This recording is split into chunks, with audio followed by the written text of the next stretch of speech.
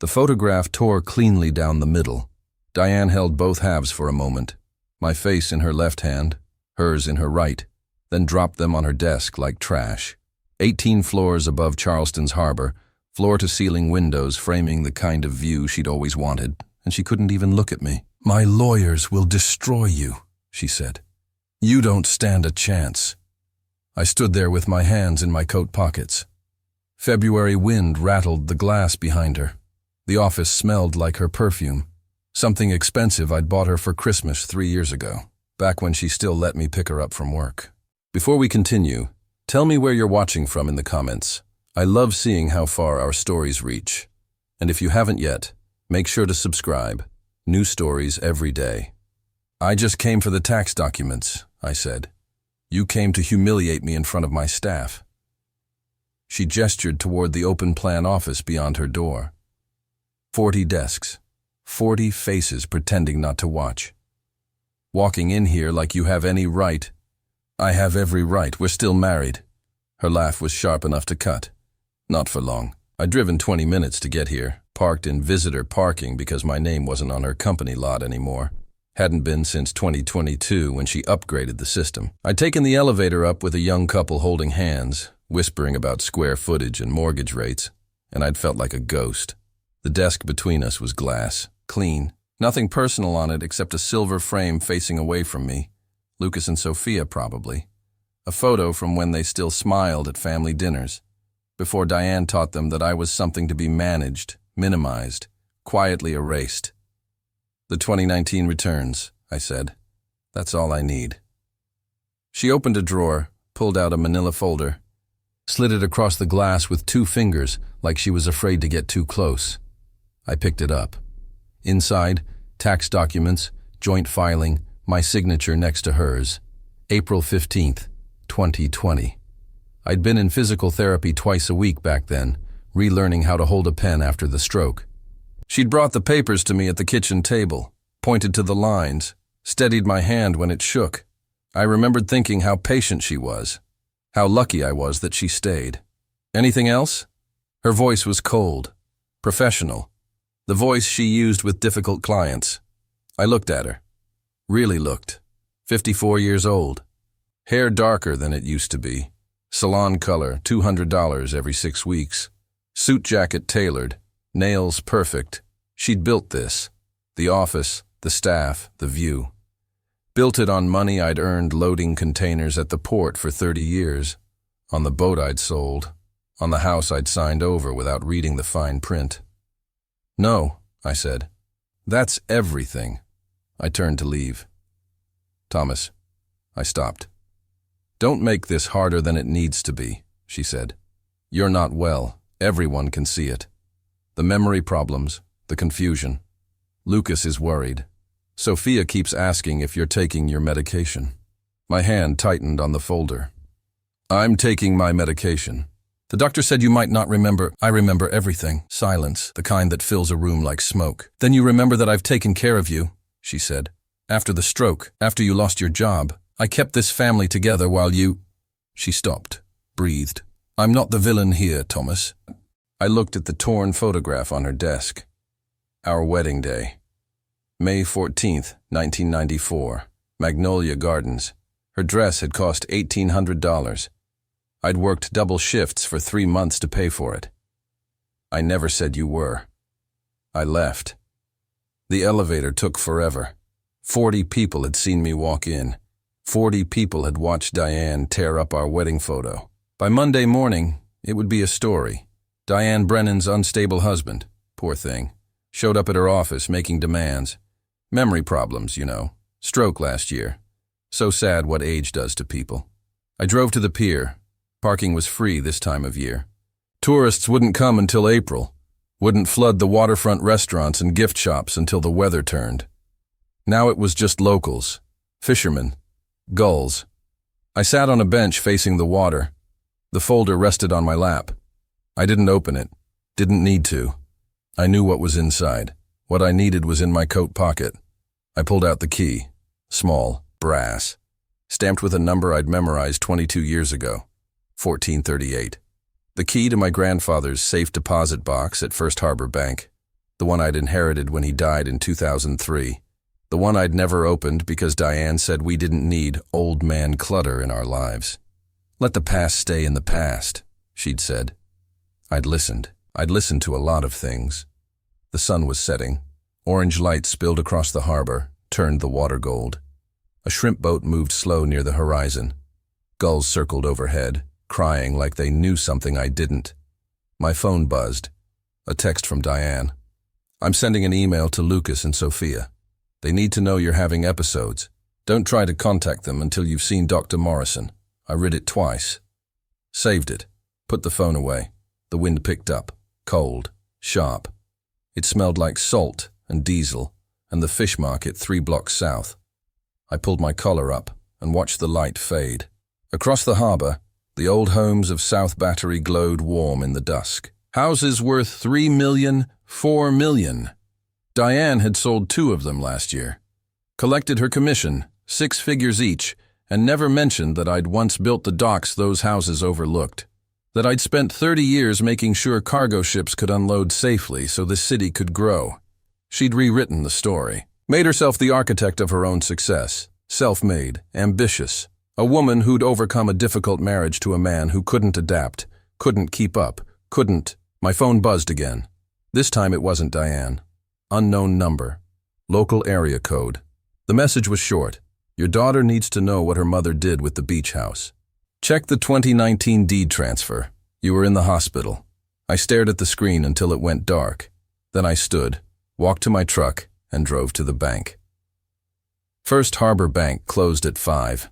I got there at 4:47. The manager, a woman named Mrs. Chen, who'd worked there since I was a kid, recognized me immediately.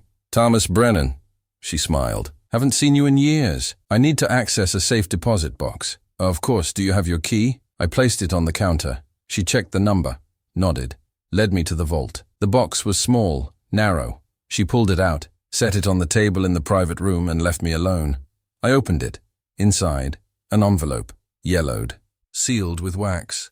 My grandfather's handwriting across the front. For Thomas. Open when you're ready to stop letting people take what's yours. I broke the seal. Inside the envelope, the original deed to the beach house, dated 1996. My name, not Diane's. And beneath that, a handwritten letter. Thomas, if you're reading this, it means you finally opened the box. Took you long enough. This house has been in our family since 1952. Your grandmother and I built it with our own hands. I'm leaving it to you because you're the only one who understands what it means to build something that lasts. Don't let anyone take it from you. Not for love, not for peace, not for an easy life. Some people will see your kindness as weakness. Prove them wrong. Grandpa John. I sat there for a long time. The letter felt heavier than paper should. Outside, the bank's lights flickered. Closing time. I folded the deed, folded the letter. Put them both in my coat pocket next to the key. When I walked out, Mrs. Chen was locking the front door. Find what you needed?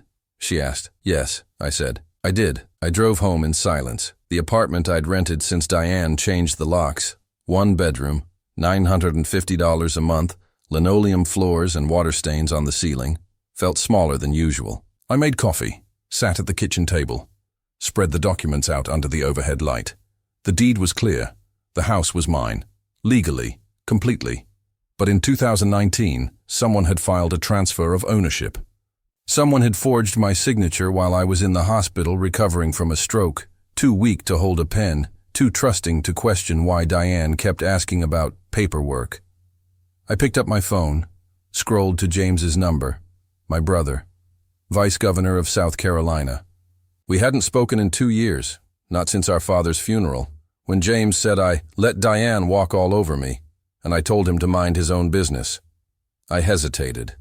Then I pressed call. He answered on the 3rd ring. Thomas? I need to talk to you, I said. It's about the beach house. Silence. Then, I'm listening. I told him everything. The deed, the forged transfer, the text from the unknown number. When I finished, he didn't speak for a long time. Do you have proof? He finally asked. I have the original deed. I have the transfer document with a signature that doesn't match mine. I have medical records showing I was incapacitated in 2019. That's enough. Enough for what? Enough to fight, James said. Do you want to fight? I looked at the documents on the table, at the letter from my grandfather. Yes, I said. I do. Then I know someone who can help. A lawyer, discreet, not connected to my office. Give me 24 hours. He hung up. I sat there until the coffee went cold. Outside, gulls cried in the distance. The same sound they'd made at the pier. The same sound they'd made my whole life. I'd spent 56 years listening to other people, building what they wanted, fixing what they broke, staying quiet when they needed me to disappear. Not anymore. I picked up the deed, folded it carefully, and put it back in my coat. Tomorrow, I'd start building something for myself. Tonight I'd sleep, knowing that silence wasn't weakness. It was strategy. The lawyer's office was on King Street, 3rd floor, above a coffee shop that smelled like burnt espresso and ambition. No nameplate on the door, just a number, 304. James had texted me the address at 6:15 a.m.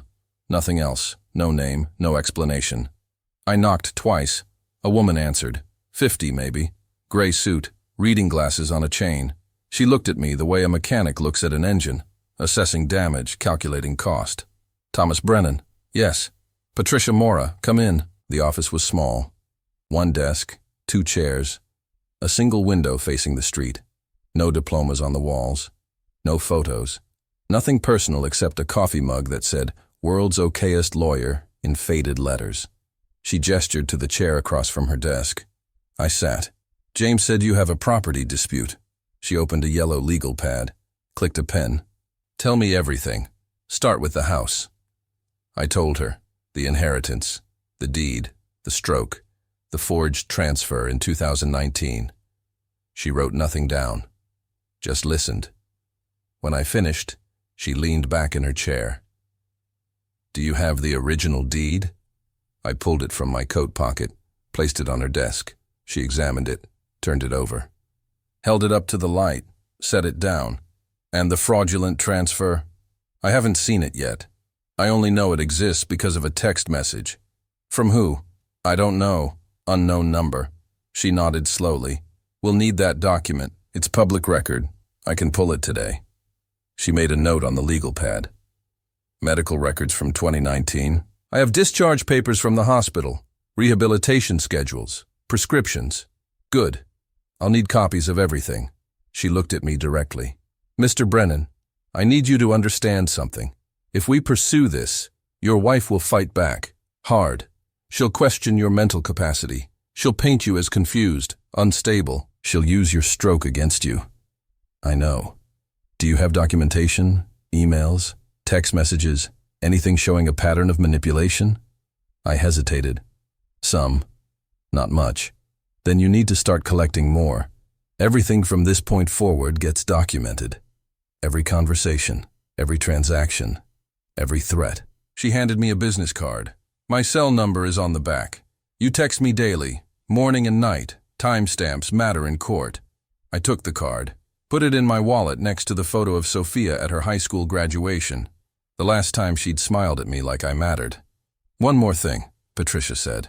Does your wife know you have the original deed? No. Good. Keep it that way. Let her think she's won.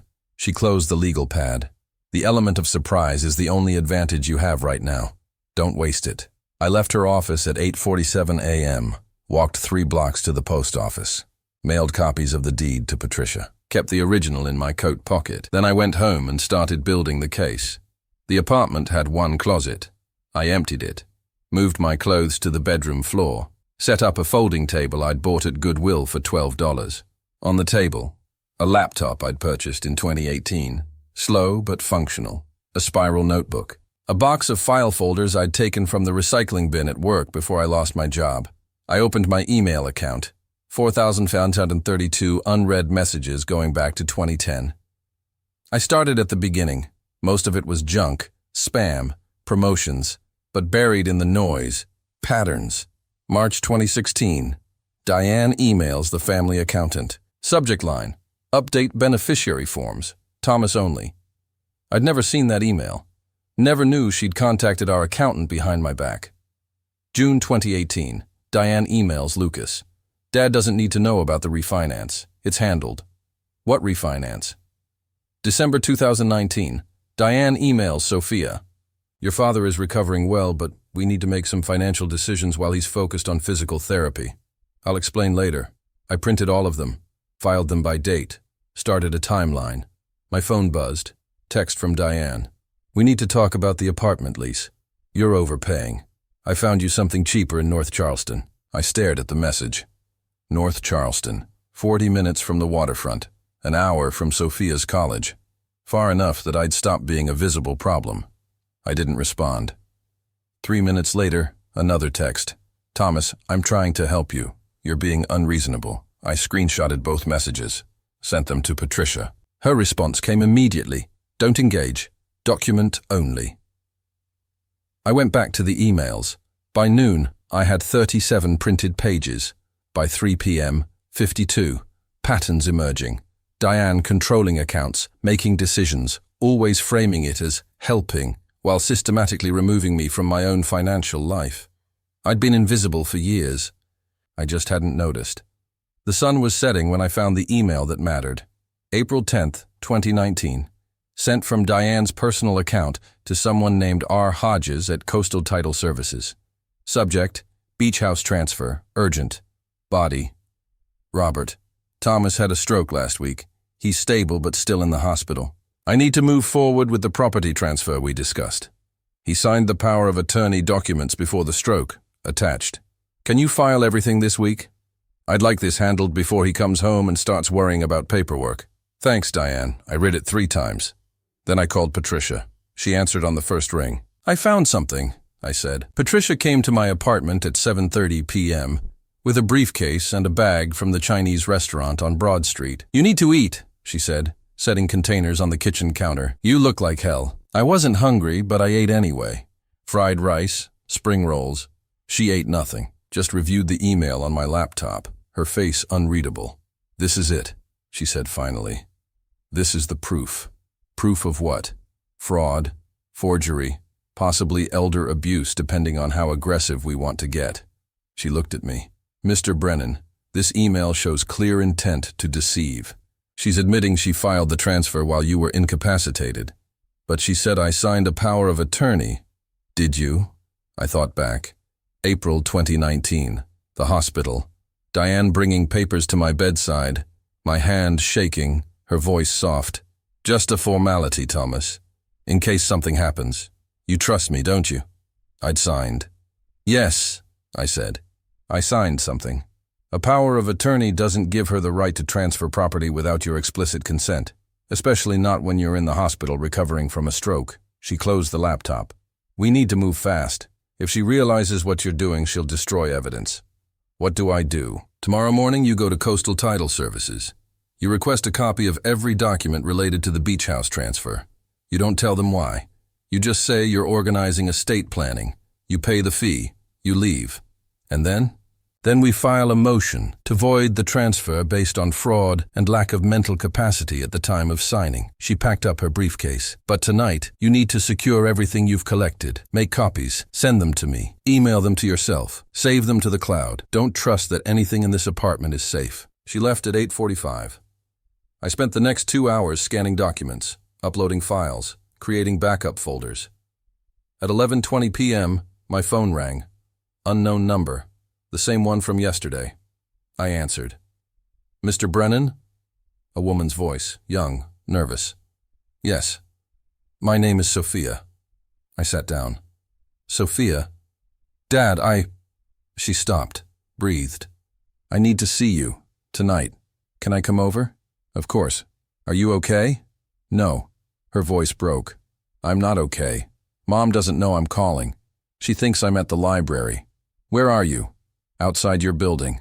I walked to the window, looked down at the parking lot. A small silver Honda sat under the streetlight. I could see her shadow in the driver's seat. Come up, I said. Apartment 2B. I unlocked the door and waited.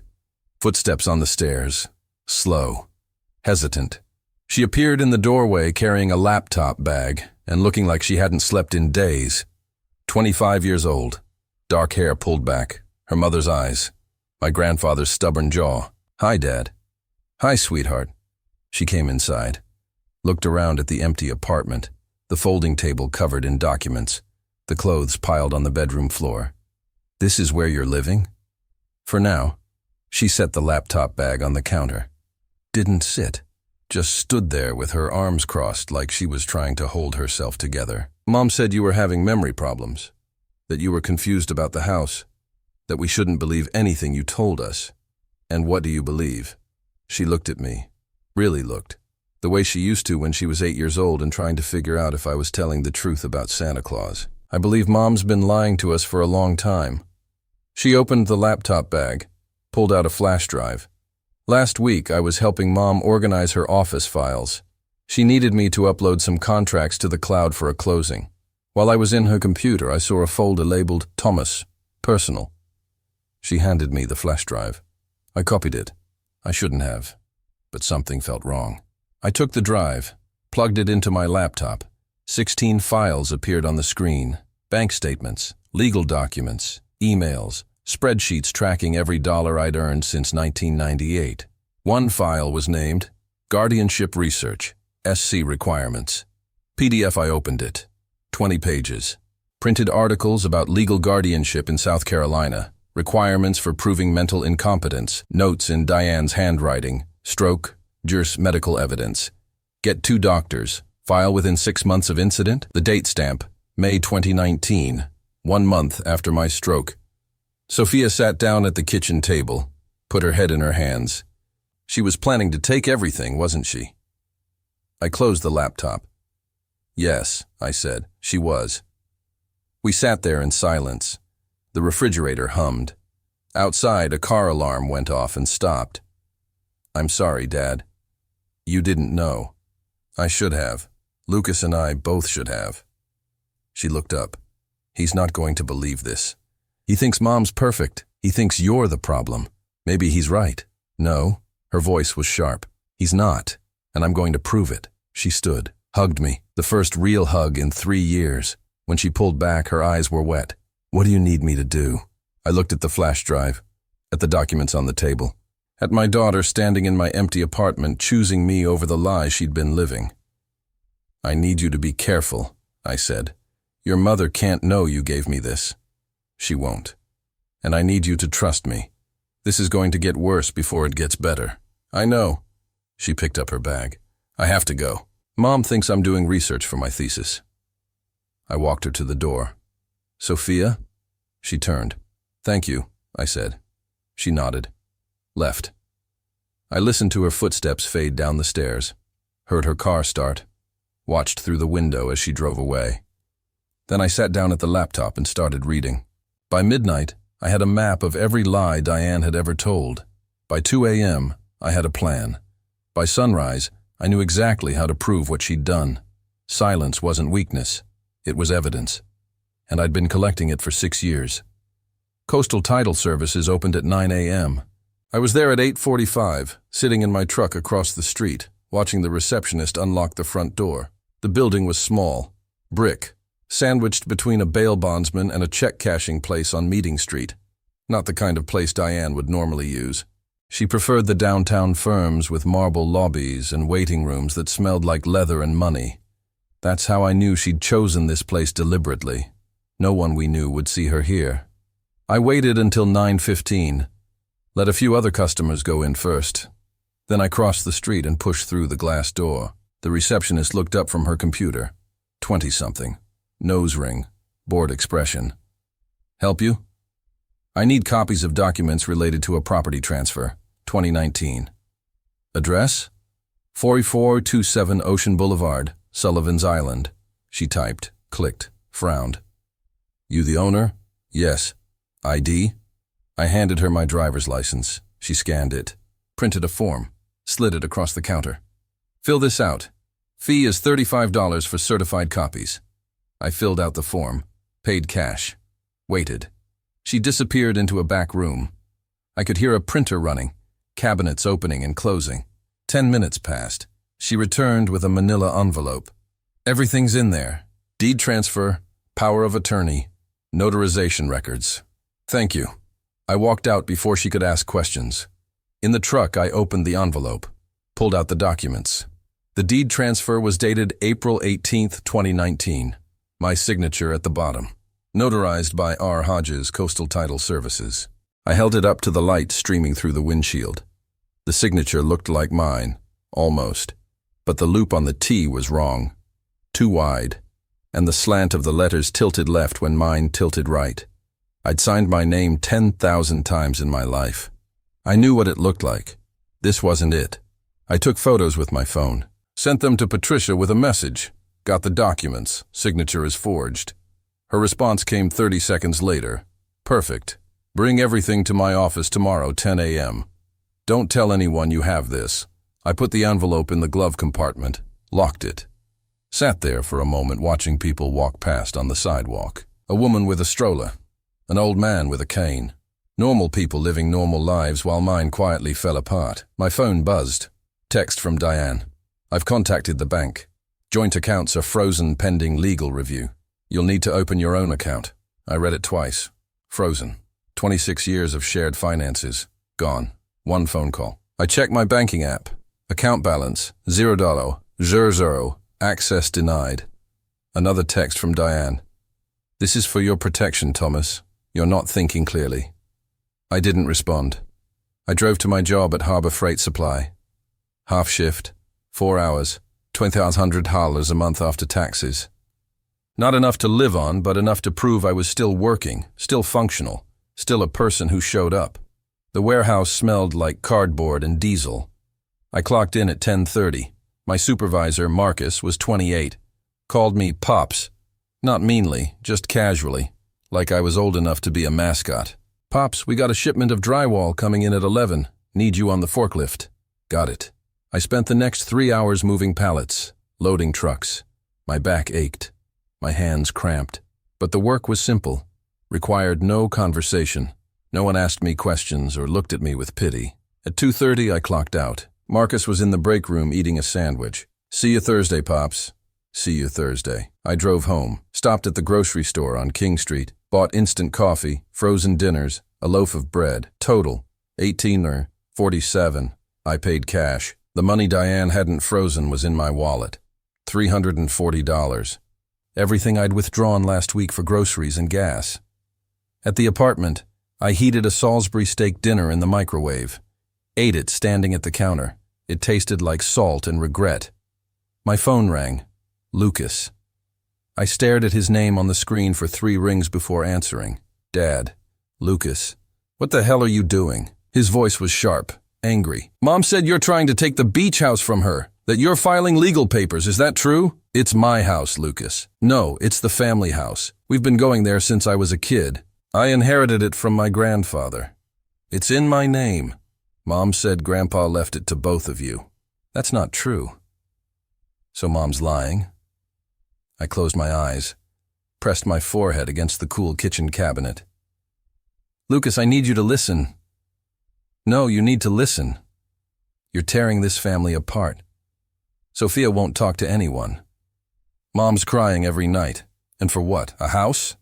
You're really going to destroy everything over a house? It's not about the house. Then what is it about? I wanted to tell him. Wanted to explain the emails, the forged signature, the guardianship research.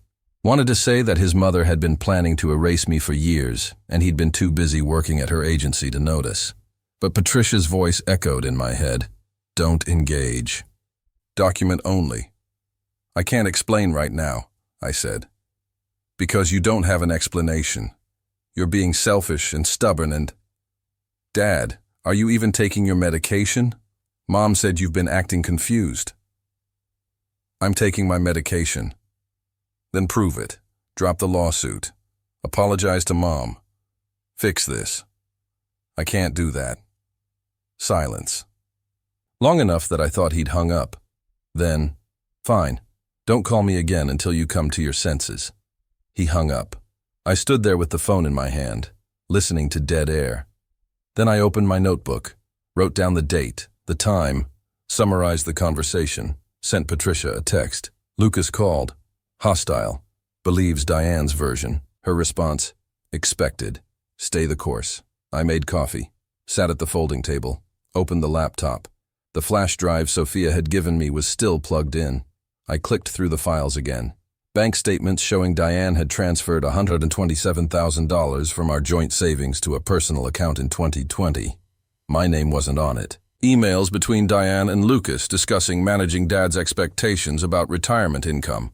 A spreadsheet labeled, Thomas, monthly expenses tracking every dollar I spent from 2018 to 2024.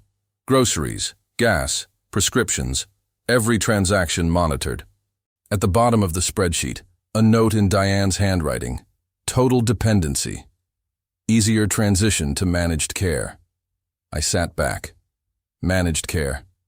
She'd been planning this for 6 years, maybe longer.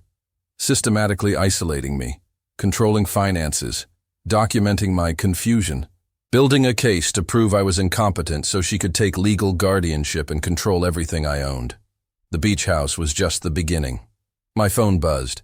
Text from Sophia. Are you okay? Lucas called me. He's angry. I replied, I'm okay. Don't worry. Her response came immediately. I'm worried anyway. I'm coming over Saturday. We need to talk. I didn't argue. Thursday and Friday blurred together. Work, documents, coffee, sleep. I organized everything into categories. Financial fraud, forgery, guardianship planning, witness statements. Patricia had asked for witness statements. People who could confirm I was mentally competent, not confused, not having episodes. I made a list. Marcus, supervisor at Harbor Freight, Mrs. Chen, bank manager, Dr. Morrison, my actual doctor, not the one Diane claimed I wasn't seeing. 3 former co-workers from the port who'd stayed in touch Friday evening. I called Dr. Morrison's office. Left a message asking for copies of my medical records from 2019 to present. Saturday morning, Sophia arrived at 10 a.m. with coffee and bagels. She looked tired, thinner than last week. Have you been sleeping? I asked. No. She set the coffee on the counter. Mom's been questioning me, asking if I've talked to you, where I go when I leave the house. She's tracking my phone. How do you know? Because she texted me last night asking why I was driving around North Charleston at 11 p.m. I wasn't. I was at the library on campus, but she knew I wasn't home. I pulled out a chair for her. We sat at the kitchen table. Sophia, if this is too dangerous, it's not. She sipped her coffee. Dad, I need to tell you something. About Lucas. What about him? He's been working at Mom's agency for 3 years. She pays him $78,000 a year. He doesn't have a real estate license. He doesn't close deals.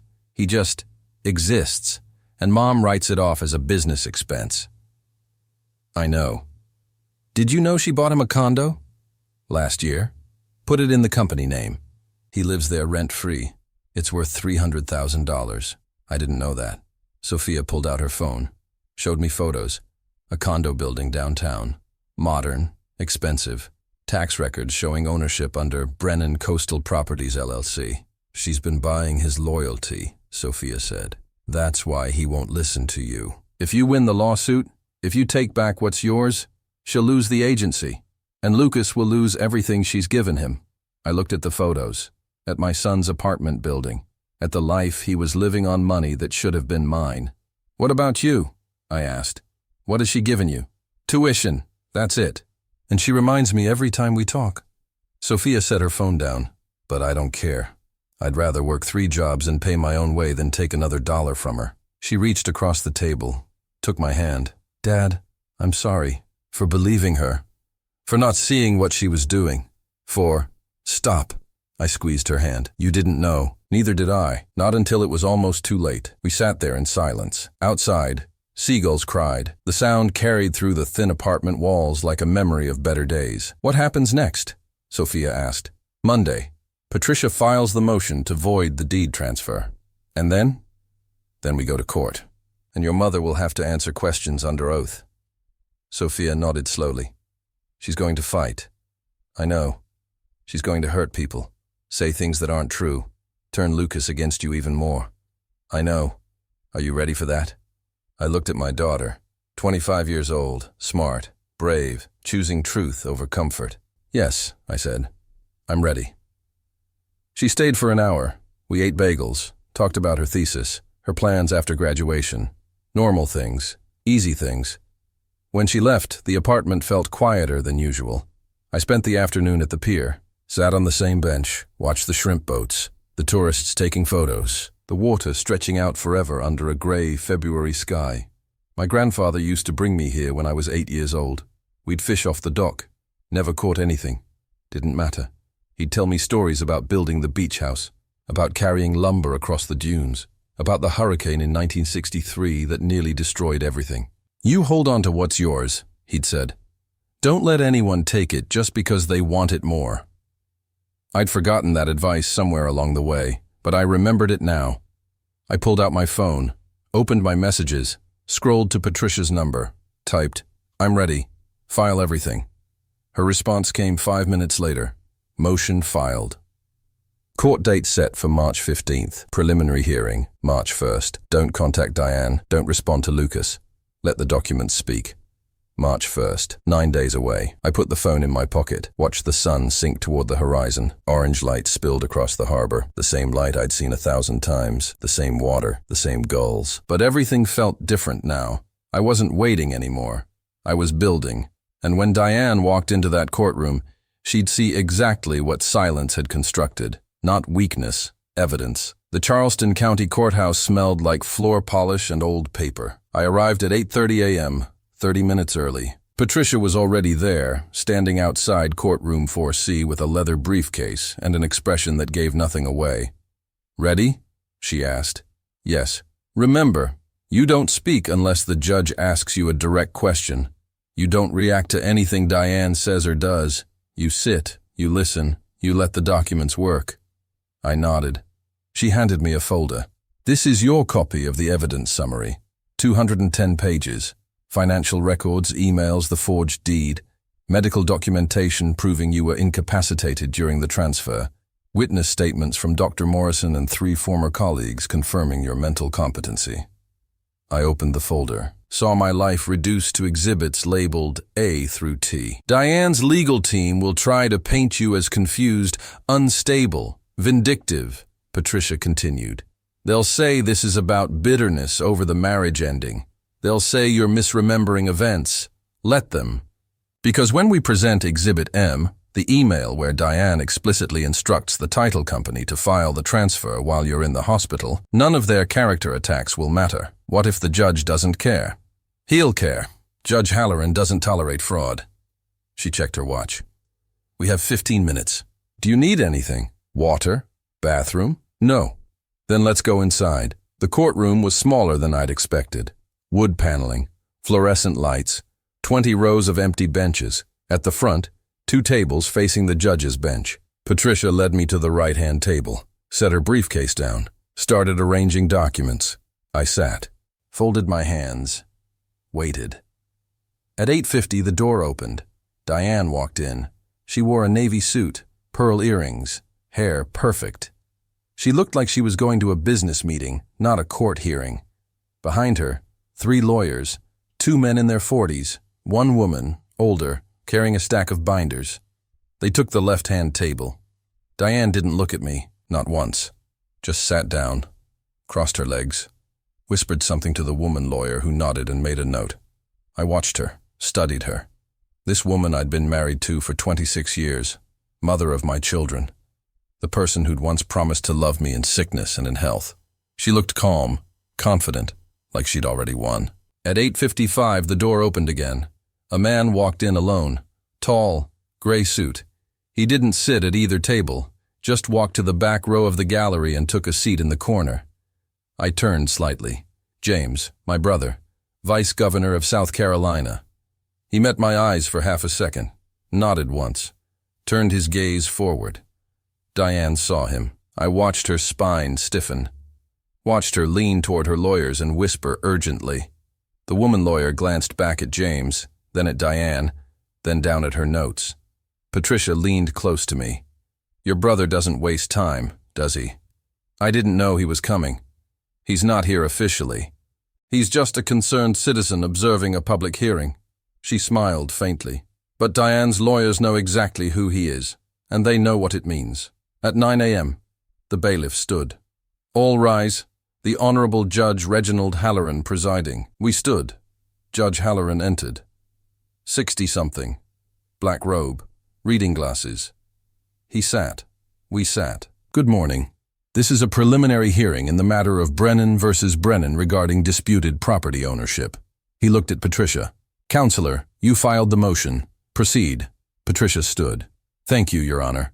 This case concerns a fraudulent deed transfer executed in April 2019, while my client, Thomas Brennan, was hospitalized following a stroke. Mrs. Diane Brennan used a questionable power of attorney to transfer sole ownership of a property, originally inherited by Mr. Brennan from his grandfather, into her name without his knowledge or informed consent. One of Diane's lawyers stood. Your Honor, Mrs. Brennan acted in good faith under a legal power of attorney signed by her husband. There was no fraud. This is simply a bitter divorce dispute disguised as a property claim. Judge Halloran held up a hand. I'll hear arguments in a moment. Ms. Mora, what evidence are you presenting? Patricia opened her briefcase. Your Honor, we have 210 pages of documentation. I can submit the full brief, but I'd like to highlight 3 key exhibits. Proceed. She pulled out a document. Exhibit A, the original deed from 1996, showing the property was inherited solely by Thomas Brennan from his grandfather, John Brennan. No joint ownership, no spousal claim. She placed it on the judge's bench. Exhibit B, the deed transfer dated April 18, 2019, bearing what appears to be Mr. Brennan's signature. She placed that document next to the first. Your Honor, if you compare the 2 signatures, one from 1996, one from 2019, you'll see clear discrepancies. The slant, the letter formation, the pressure points. We have a handwriting analyst report confirming the 2019 signature is not authentic. Judge Halloran picked up both documents, examined them, said nothing. Patricia pulled out a 3rd document. Exhibit M, an email from Mrs. Brennan to Coastal Title Services dated April 10, 2019. In this email, Mrs. Brennan explicitly states that her husband is in the hospital recovering from a stroke, and she wants the transfer handled before he comes home and starts worrying about paperwork. She placed it on the bench. Your Honor, this email proves 2 things. First, that Mrs. Brennan knew her husband was incapacitated. Second, that she intentionally moved forward with the transfer during that incapacity to avoid his scrutiny. The courtroom was silent.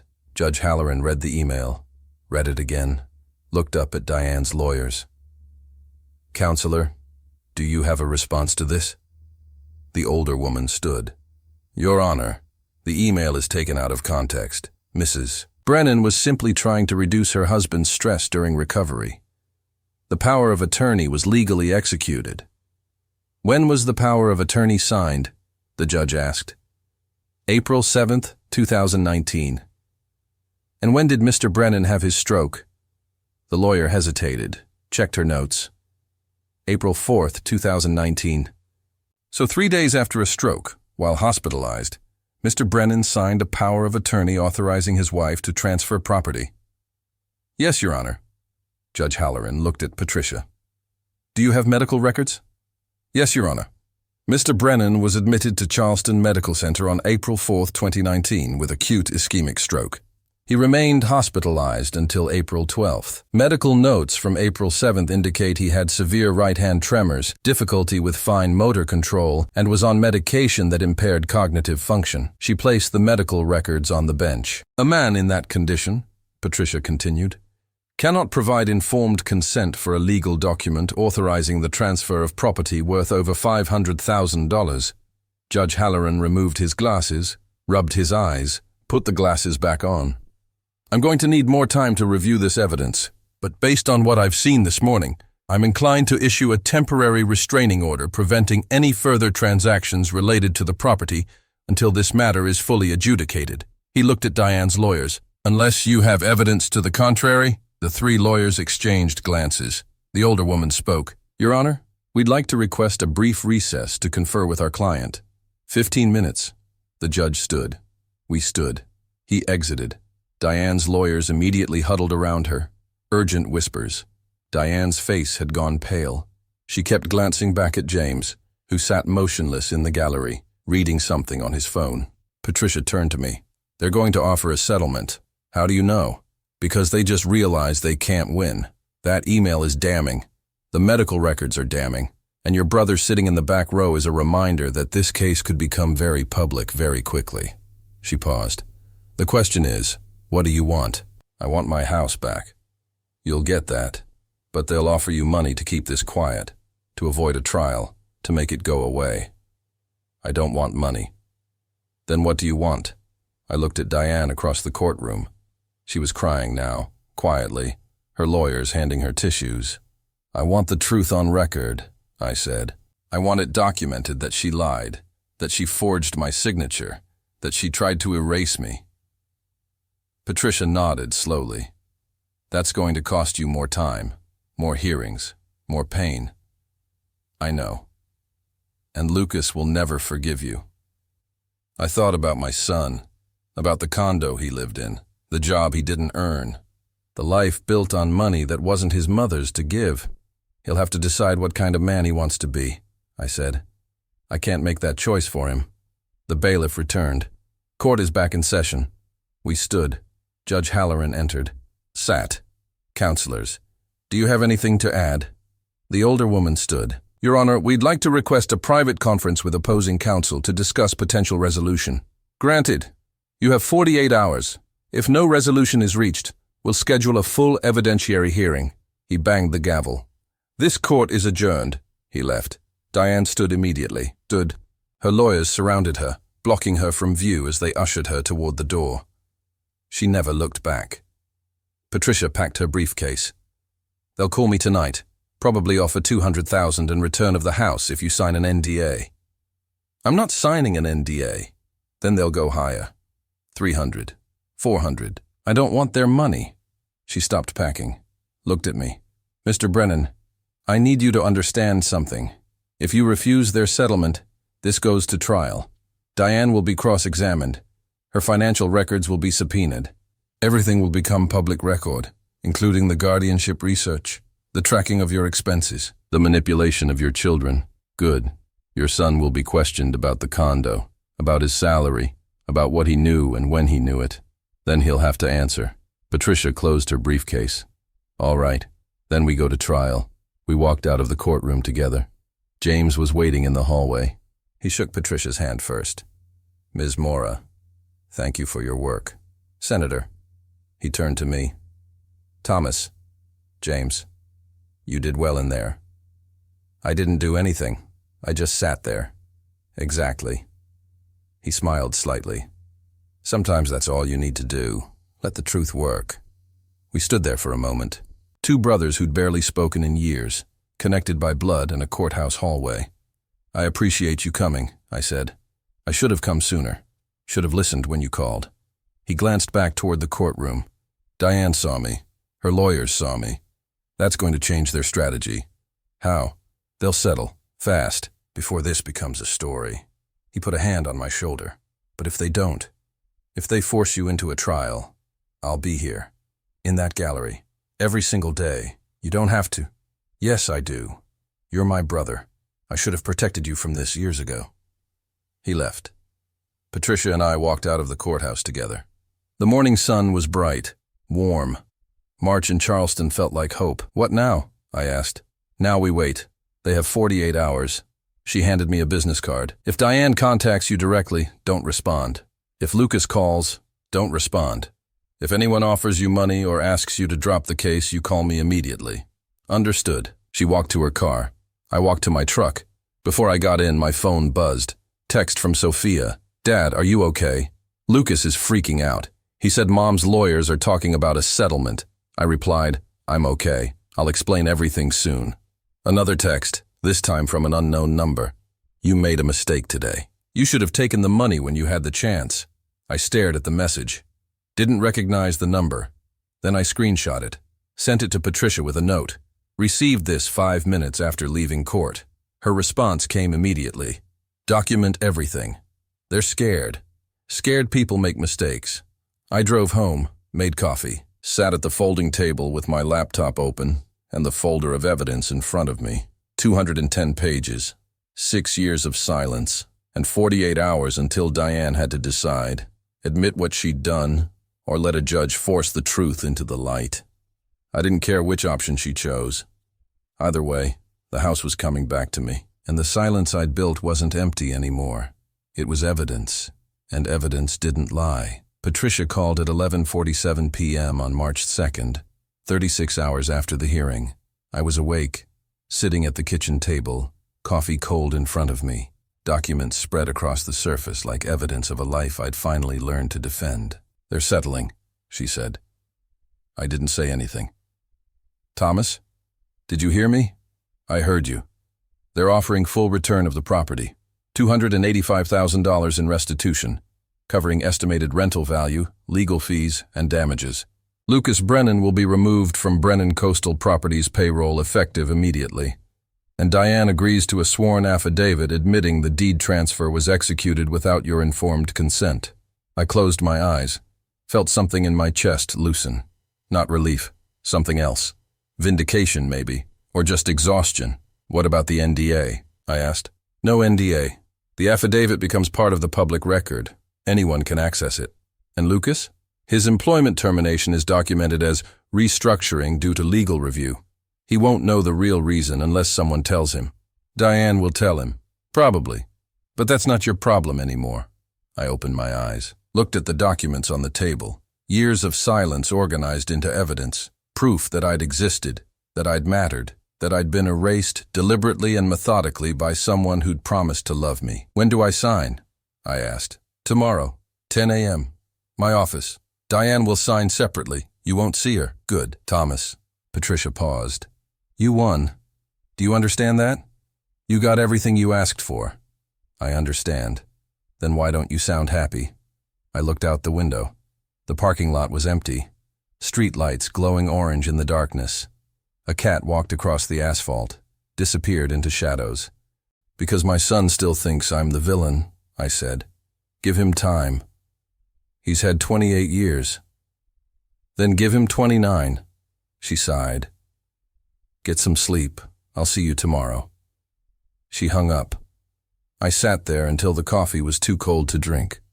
Then I poured it down the sink, washed the cup, and went to bed. I signed the settlement agreement at 10:17 a.m. on March 3rd. Patricia witnessed. A notary stamped it. Done. "The house transfers back into your name within 5 business days," Patricia said. "The restitution will be wired to your account by end of week, and Diane's affidavit will be filed with the court by Friday." "What about Lucas?" "His final paycheck is dated March 1st. He's already been notified." I folded my copy of the agreement, put it in my coat pocket. "Thank you," I said. "You did the hard part. You stayed quiet when everyone wanted you to break." She handed me an envelope. "This came for you this morning. Sophia dropped it off before you got here." The envelope was thick. My name written on the front in Sophia's handwriting. I opened it. 5 pages. Handwritten. Blue ink. "Dad, I don't know how to start this, so I'm just going to say it. I'm sorry. I'm sorry I believed Mom when she said you were confused. I'm sorry I didn't question why you suddenly needed to move out of the house. I'm sorry I didn't visit you more after your stroke.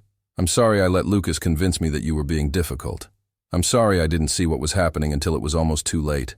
I've been going through everything you showed me. The emails, the bank records, the guardianship research. And I keep thinking about all the times Mom said things like, Dad doesn't understand finances, or Dad gets overwhelmed easily, or we need to make decisions for him because he's not capable right now. I believed her. Lucas believed her. And I think part of us wanted to believe her because it was easier than admitting that our mother was lying to us. But she was lying. About everything. I found more files on her computer. Stuff I didn't copy onto the flash drive because I didn't think it mattered. But it does. There are emails between Mom and Lucas from 2021, right after your stroke, where they're discussing managing your expectations about money. Lucas writes, Dad doesn't need to know about the new LLC. It'll just confuse him. And Mom responds, agreed. The less he knows, the easier this will be. They were planning this together, Dad. Maybe not the house. I don't think Lucas knew about that. But the money, the control. They were working together to keep you in the dark. I confronted Lucas last night. Showed him the emails. He said I was taking things out of context. that Mom was just trying to protect the family assets, that you would have mismanaged everything if they'd let you have access. I asked him, "How do you know Dad would have mismanaged anything? When has he ever been irresponsible with money?" He couldn't answer. He just got angry, said I was choosing sides, that I was betraying the family. But I'm not betraying anyone. I'm just finally seeing the truth. Mom built her entire career on your money, the boat you sold, the house you inherited, the years you worked at the port while she went to real estate school. You paid for everything, and then she erased you from the story. I don't know if I can forgive her for that. I don't know if I even want to try, but I know I can't keep pretending everything is okay. I can't keep going to family dinners and acting like Mom didn't try to steal your life. So I'm done. I'm moving out of the dorm, getting my own apartment, paying my own tuition. I don't want her money anymore, and I want you to know I'm on your side. I should have been on your side from the beginning. I love you, Dad. I'm sorry it took me so long to prove it, Sophia. I read the letter twice, folded it carefully, put it back in the envelope. Patricia was watching me. "Good news?" she asked. "My daughter's moving out." "That is good news." I stood, shook her hand. "Send me your final invoice." "Already done. It'll come out of the restitution funds." I left her office, walked 3 blocks to the pier, sat on the bench facing the water. The harbor was busy. Cargo ships, fishing boats, tourists on a harbor cruise waving at nothing. My phone rang. "Sophia." "Did you get my letter?" she asked. "Yes." "Are you mad?" "Why would I be mad?" "Because I should have done this sooner. Should have stood up for you before you had to go to court." "Sophia." I watched a pelican dive into the water. Come up empty. Try again. "You're here now. That's what matters." She was quiet for a moment. Then, "Can I take you to dinner? Tomorrow night? Just us?" "I'd like that. There's a place on Shem Creek. Good seafood. Quiet." "What time?" 7? "I'll be there." She hung up. I sat there until the sun started to set. Orange light turning the water gold. Same light as always. Same water. But something felt different. Not lighter, not happier, just clear. My phone buzzed. Text from Lucas. "Sophia said you're taking her to dinner tomorrow. You're really going to turn my own sister against me?" I stared at the message. Typed, "I'm not turning anyone against you. I'm just telling the truth. You can join us if you want to hear it." 3 dots appeared, disappeared, appeared again.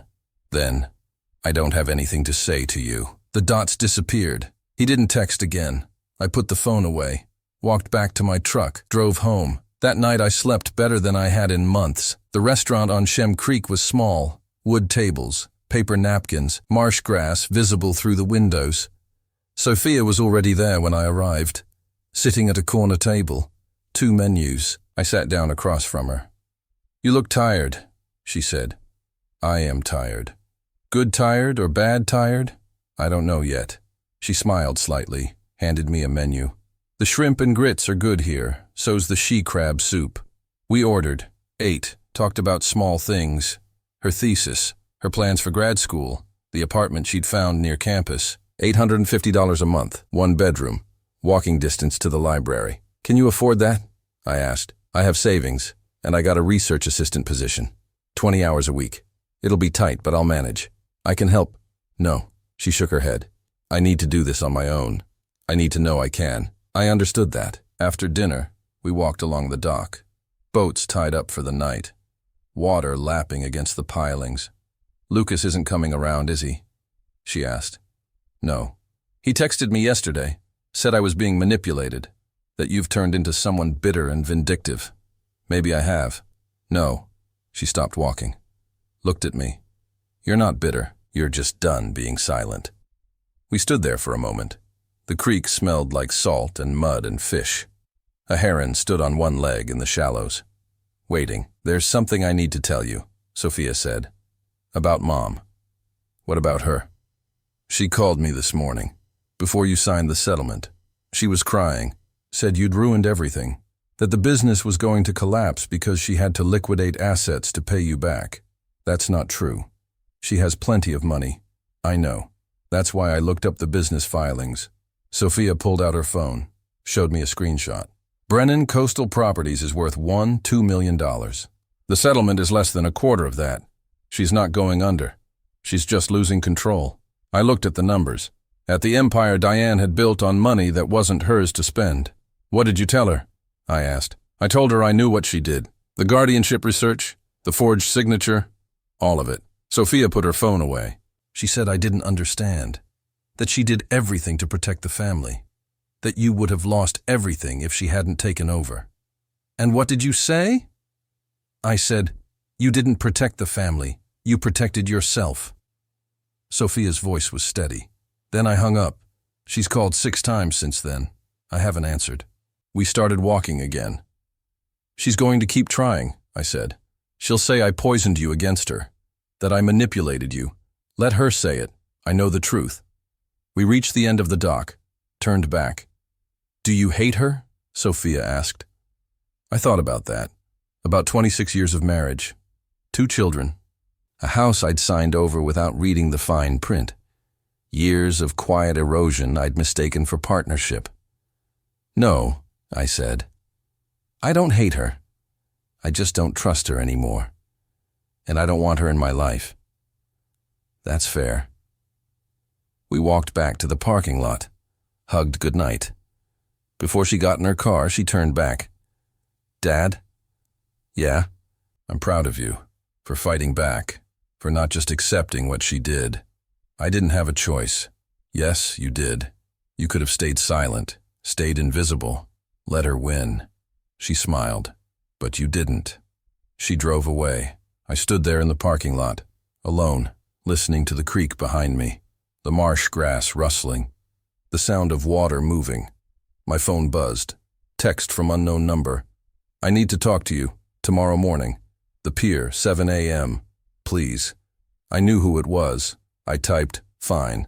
Then I drove home. Diane was already there when I arrived, sitting on the same bench I always sat on, facing the water. Wearing jeans and a sweater I recognized from 10 years ago. No makeup. Hair pulled back. She looked smaller than I remembered. I sat down next to her, kept 2 feet of space between us. Thank you for coming, she said. What do you want, Diane? I want to explain. There's nothing to explain. You forged my signature. You tried to take my house. You documented my expenses like I was a child you needed to manage. I was trying to protect you. From what? From yourself. She looked at me. Her eyes were red. Thomas, after your stroke, you couldn't remember things. You'd forget conversations, forget where you put your keys. The doctors said it was normal, that it would get better. But I was scared. So you decided to take everything? I decided to make sure you'd be taken care of. If something happened to me, if the business failed, I needed to know you'd have security. That wasn't your decision to make. I know. She looked back at the water. I know that now. But at the time, I thought I was doing the right thing. I thought I was being a good wife. A good wife doesn't forge documents. A good wife doesn't research guardianship procedures to declare her husband incompetent. She flinched. You saw that? I saw everything. Silence. A boat horn sounded in the distance. Gulls cried overhead. Lucas hates you now, she said quietly. He thinks you destroyed the family. I didn't destroy anything. I just stopped letting you control everything. And Sophia? Sophia made her own choice. Diane nodded slowly, pulled something from her pocket, an envelope. This is for you, she said. I found it in my office. I don't know how I missed it before. She handed it to me. I opened it. Inside, a photocopy of my grandfather's letter. The one from the safe deposit box. The one I'd shown to no one except Patricia. I looked at Diane. How did you get this? I didn't. You did. You left a copy on my desk. The day you came to get the tax documents. It was under the torn photograph. She stood. I read it. The part about not letting people take what's yours. About kindness being mistaken for weakness. She looked at me. Really looked. Like she was seeing me for the first time. You were never weak, were you? She asked. You were just waiting. I didn't answer. All these years, she continued, I thought I was the smart one. The one building something. The one in control. She laughed, bitter. But you were documenting everything, saving everything, building a case I didn't even know existed. I wasn't building a case. I was protecting myself. From me. Yes. She wiped her eyes. I'm sorry, Thomas, for all of it. For not seeing you, for treating you like you were less than. For... She stopped, breathed. I don't expect you to forgive me. I just wanted you to know. I know. She turned to leave. Stopped. The house. Are you going to sell it? No. Good. It should stay in your family. The way your grandfather wanted. She walked 3 steps, turned back. Will you ever let me see Sophia again? That's not my decision to make. It's hers. She nodded, left. I sat there on the bench, watched the sun rise over the harbor, watched the light turn the water from gray to gold to blue. My phone was in my pocket, the settlement agreement signed, the house coming back. $285,000 arriving by Friday. Everything I'd fought for, won. But I didn't feel victorious, just tired. I pulled out my phone, looked at Sophia's letter again, read the last line.